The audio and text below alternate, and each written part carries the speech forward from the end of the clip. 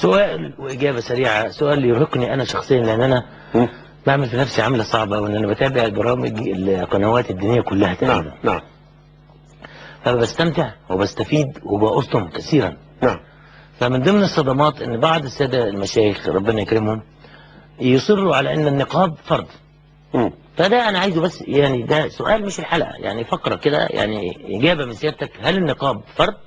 لا، النقاب ليس بفريضة على هل هو الأرجح. فضيلة؟ على الأرجح عشان بقى على الأرجح؟ نعم الأرجح، لأن في بعض الأقوال المنسوبة للإمام أحمد وبعض الشافعية. أحمد بن حنبل. أيوة نعم، رضي الله عنه. شوف أنا هقول لك على حاجة، هو الكلام متفرع عن هل وجه المرأة عورة ولا مش عورة. طب تمام، عشان بس الأمور تبقى واضحة للناس. لما نزل قول الله تبارك وتعالى ولا يبدين زينتهن إلا ما ظهر منها في سورة في حاجة ظاهرة اهي. في حاجة ظاهرة. ايه اللي ظهر منها دي بقى؟ هذا ابن عباس رضي الله عنه وارضاه قال الوجه والكفان. الامام سيدنا عبد الله بن عمر رضي الله عنهما قال الوجه والكفان والخاتم عشان يبين الزينة. وابن عباس قال الكحل والخضاب، يعني لانه كلمة الزينة هي ما زاد على الاصل. تمام. لما اقول لك زين الحجره يبقى الحجره موجوده فعلا، يبقى الزينه هي ما زاد على الاصل. المهم وابن الامام ابن حزم في المحلى قال وكل هذا الكلام كلام جيد وكلام مقبول. والامام الشوكاني في نيل الاوطار للشوكاني لمن اراد المراجعه والاستفاده من الموضوع حكى خلاف العلماء في هذه القضيه، وقال ان العلماء انقسموا فيها الى 4 أقسام. شوف يا سيدي، فريق قال ان كل بدن المرأة عورة ما عدا الوجه والكفان فقط. طيب. وفريق ثاني قال الوجه والكفان والقدمان. طيب. وفريق ثالث قال الوجه والكفان والقدمان والحلي الظاهرة اللي هو الخاتم وخلافه. وفريق رابع قال كل بدن المرأة عورة. فريق واحد فقط، يعني 3 ضد 1. نعم. الفريق اللي قال ان وجه المرأة ليس بعورة، ان وجه المرأة ليس بعورة، وان الوجه والقدمان جائز، هذا الكلام مروي عن الامام مالك ومروي عن الامام ابن عباس رضي الله عنهما ومروي عن الامام ابو حنيفة في احد قوليه. والفريق الثاني الامام ابو حنيفة له قولين. القولين بيقول الوجه والكفين فقط، وقول اخر مروي عن الامام ابي حنيفه برضه الوجه والكفين والقدمين. طب يعني القولين موافقين على كشف الوجه. مفيش ما قول عند ابو حنيفه القولين موافقين على كشف الوجه، وعند الامام مالك موافق على كشف الوجه، وعند الامام الشافعي رضي الله عنه وارضاه موافق على كشف الوجه. يعني هو الامام احمد بن حنبل فقط ده في احد قوليه وله قولين. طبعا الامام احمد بن حنبل نفسه رويت عنه روايه بانه يجيز ان تكشف المراه وجهها ودون كفيها، الوجه فقط عند الإمام أحمد بن حنبل. أما القول المروي عنه واللي اشتهر عنه ونقلوا بعض الناس وبعض الإخوة اشتهروا عنه طبقا لظروف المجتمع اللي هم فيه أو خلافه، وهو أنه وجه المرأة عورة كما أن بدنها عورة بأكمله. فهذا الكلام مرجوح بأدلة، يعني كل إجماع جمهور العلماء باختصار عشان نوضح بيقولوا أن وجه المرأة ليس بعورة، والأحاديث طافحة بهذه المسألة، لأنه غض البصر لا يكون إلا عن شيء مرئي. لما يقول كل المؤمنين يغضوا من أبصارهم، أنا هغض من بصري على إيه؟ إذا لم يكن كشف المرأة إذا لم يكن المرأة لها الحق أن تكشف وجهها ببساطة متناهية. من غض البصر صحيح. يبقى في كشف، يبقى في حاجة باينة. الحاجة الثانية ربنا بيقول وجعلناكم شعوبا وقبائل لتعارفوا. هنتعرف إزاي؟ التعارف ده هيتم إزاي؟ وهيتم الخطبة وإن واحد يرى واحدة ولا يخطأ وتقدم لها إزاي؟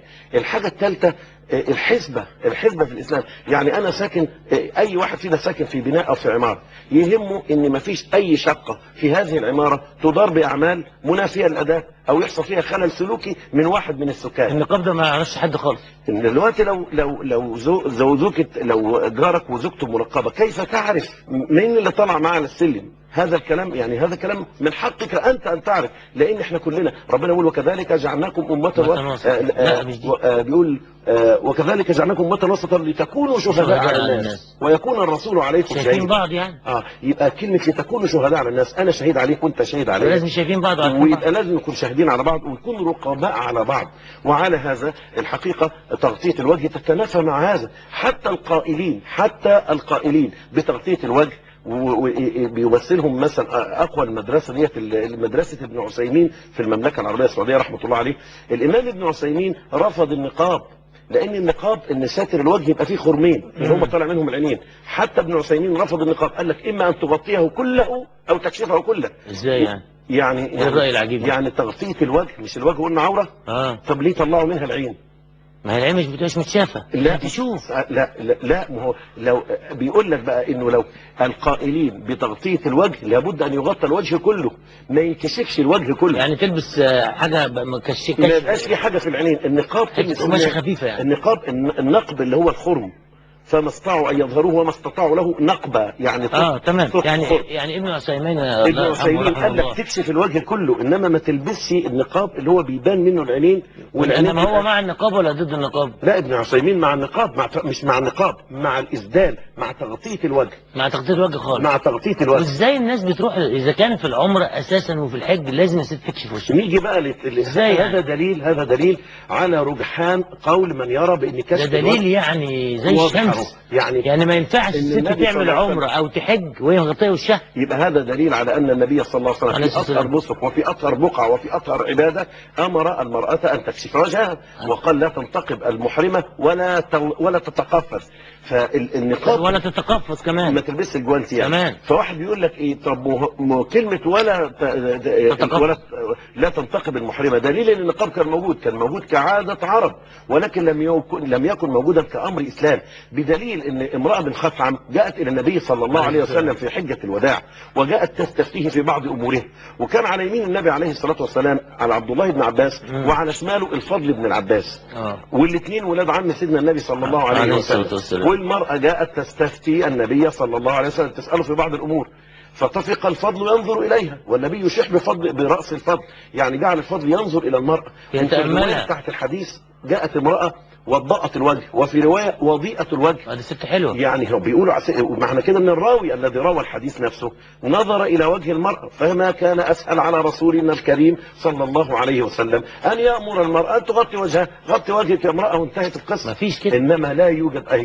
يبقى تغطيه وجه المراه الحقيقه ليس من فرائض الاسلام وليس من فرائض الدين. انا مع العلم ان انا لا اهاجم، انا بعتبر ان النقاب هو حريه شخصيه، انما لا يمكن ان اقبل بك امر ديني ان انت تلزم الناس وتقول انه لابد من النقاب. ايوه، انا دلوقتي يا شيخ خالد الله يفتح عليك، انا دلوقتي كراجل مسؤول، كراجل مثلا مدير جامعه، البنات داخلين منقبات، ينفع الكلام ده؟ الحقيقه لازم يتوازى في الامر، يعني كما نمنع المنقبات مع احترام الكامل، نمنع الاسترتش ونمنع الحاجات العاريه والحاجات يعني يبقى في قواعد عامه للملبس في الحرم الجامعي. لا اتفضل.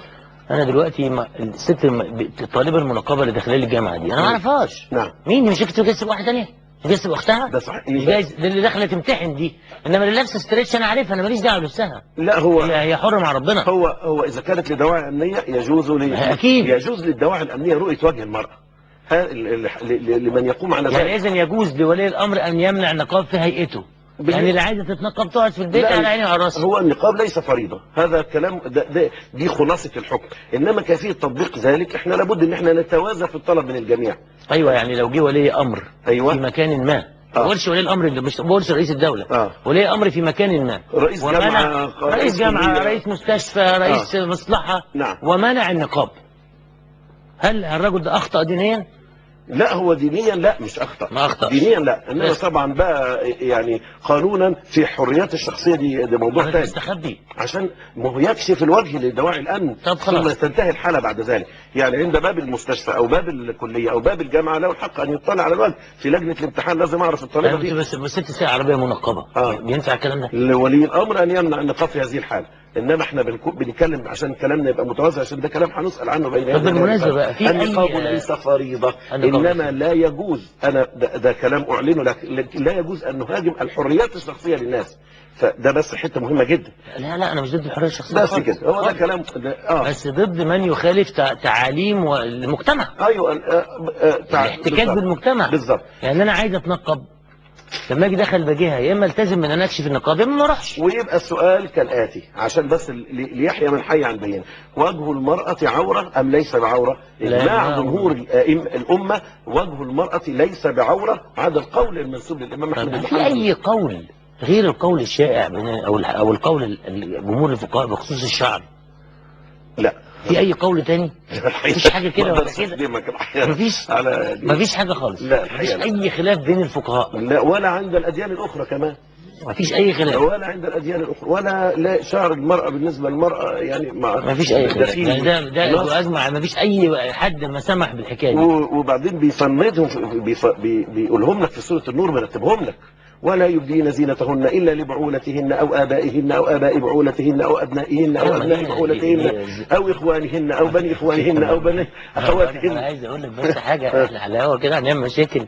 مفيش ستات شعرها مش أي زينة، أي